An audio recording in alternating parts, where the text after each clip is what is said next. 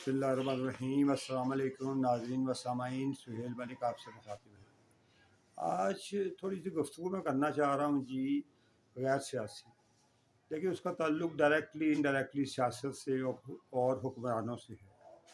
आज पाकिस्तान फ़ाइनेंशियली बहुत बुरी हालत में है। लोन्स की शक्ल में, महंगाई की शक्ल में, बेरोज़गारी की शक्ल में पाकिस्तान एक बहुत बुरे फेज़ से गुज़र रहा है। इसका इमीडिएट और फौरी हल क्या है? वो मामलात, वो इदारे जो गोरों ने अपनी अयाशियों के लिए, अपनी एंटरटेनमेंट के लिए, अपने रिफ्रेशमेंट के लिए बनाए थे, उन पर ज़रा नज़रसानी बहुत ज़रूरी है। मैं मिसाल देना चाह रहा हूँ लाहौर जिम खाना की और इस्लामाबाद क्लब की और चिराग क्लब की। ये तो एक पॉइंट है ना जी। इसके अलावा बेशुमार हमारे ऐसे इदारे हैं जो बेहंगम किस्म का अखराजात उन पर हो रहे हैं, लेकिन उनकी कोई रोकथाम का बंदोबस्त नहीं। अब इस्लामाबाद क्लब देखें ना, 1500-1600 कनाल अराजी पे है। उसको अगर आप बेच के उसको 100 कनाल में आप अगर उस क्लब को बना दें, बाकी 1400 कनाल आप बेच के you can generate quantum of revenue. Similarly Lahore gym खाना, अब एक गरीब मुल्क जहाँ की आबादी 24-25 करोड़ है और पावर्टी लाइन से नीचे तकरीबन 60% वहाँ की पॉपुलेशन है। वहाँ पे ये मामलात, ये क्लब्स, ये बड़े बड़े जो इदारे हैं अयाशियों के, एंटरटेनमेंट के और रिक्रिएशन के, ये होने ज़रूरी हैं। मेरा नहीं ख्याल होने चाहिए। ठीक है, रिफ्रेशमेंट, खेल कूद भी एक ज़िंदगी का लाजमी हिस्सा है, लेकिन एक उसमें भी एक इक्वेशन, एक इक्विलिब्रियम होना बहुत ज़रूरी है। तो मेरी गुजारिश है नई हुकूमत से कि आपको बड़े मुआशी फाइनेंशियल चैलेंजेस आपके सामने हैं और उनका फौरी हल। अब देखें ना, हज़ारों एकड़ अराजी है स्टील मिल की, अब फैसला नहीं होने दिया जा रहा। अदलिया भी अपना रोल अदा नहीं कर रही और मुकन्नना भी नहीं कर रही। और आई डोंट नो कि क्यों ऐसे इदारे हमने वाइट एलिफेंट्स पाले हुए हैं। और उसके दूसरी तरफ रेलवे की अराजी है। अब जाएं यहाँ पे रेलवे कॉलोनीज़ में 10-10 कनाल, 8-8 कनाल के घर हैं, 2-2 ऑफिसर्स वहाँ पे रह रहे हैं, जिन्होंने 90% घर को फर्दर रेंट आउट किया हुआ है और उसके किराए भी ले रहे हैं। गाय भैंसें वहाँ पे रखी हुई हैं, कोई पूछने वाला नहीं, कोई देखने वाला नहीं।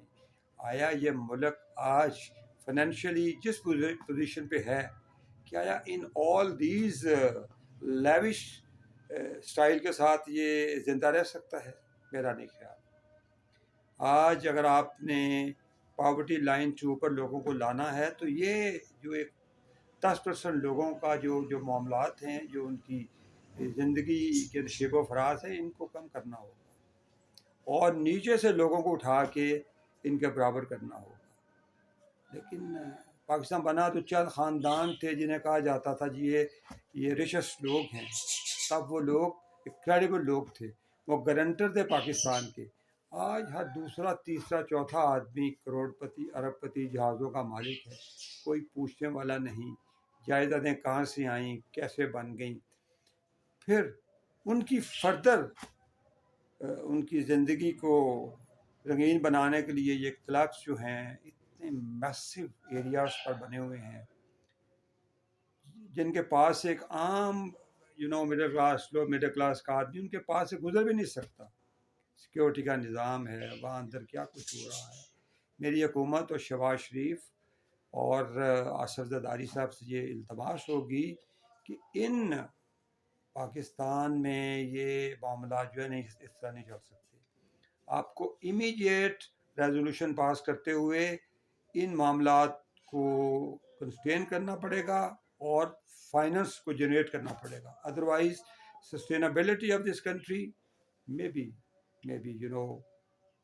इन सस्पिशन। सो मेरा ख्याल है कि हुकूमत को फिलफौर इस पे गौर करना चाहिए। ये माइंड सेट जो है ना, जाती उम्रा, हज़ारों एकड़ में, बनी गाला सैकड़ों कनाल में, बिलावल हाउस सैकड़ों कनाल में, ये माइंड सेट को खुदारा चेंज कर दें। रादर के इस मुल्क में कोई ऐसा रेवोल्यूशन आ जाए जो अनकंट्रोलेबल हो, अनबियरेबल हो। मेरी गुजारिश है کہ جتنے گورنمنٹ کے بڑے بڑے ادارے ہیں، جو گورنمنٹ کی آفیسرز اور ان کے بڑے بڑے بزنس مینوں کو ریکریشنل سینٹرز ہیں، ان کو کنسٹین کریں، ان کی زمینوں کو بیچیں، ریونیو جنریٹ کریں اور غریب عوام پر خرچ کریں۔ فی الوقت اتنا ہی۔ اللہ کو سلامت رکھے۔ خدا حافظ۔